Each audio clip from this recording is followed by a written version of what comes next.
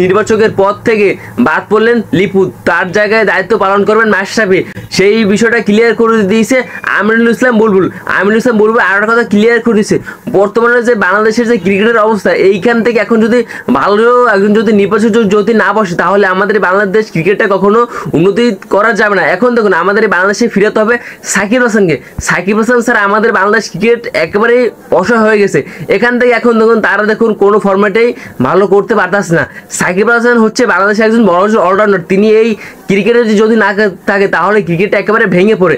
তিনি আমাদের এই বিশ্বসেরা একজন অলরাউন্ডার, তিনি আমাদের থেকে হারিয়ে গেছে। দেখুন আমাদের ভুলের কারণে তিনি আমাদের থেকে দূরে চলে গেছে।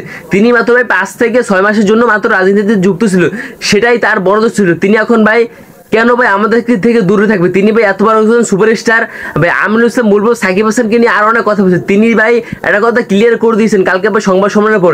তিনি একটা কথা বলেছেন, সাকিব হাসানকে আমি মাত্র 10 দিনের ভিতরে আমাদের বাংলাদেশে ফিরেবো, আমাদের ভাই আন্তর্জাতিক মাঠেই তিনি ক্রিকেট খেলবেন।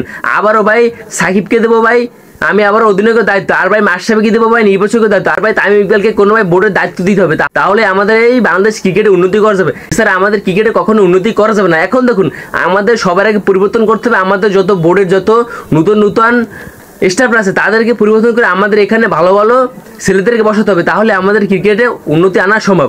এছাড়া আমাদের ক্রিকেটে কখনো উন্নতি আনা যাবে না। এখন দেখুন আমাদের সবচেয়ে সাকিব হাসানকে আমাদের ক্রিকেটের দরকার, তারপর মাশরাফি, তামিম ইকবাল ভাই, তারপর আশরাফুল ভাই।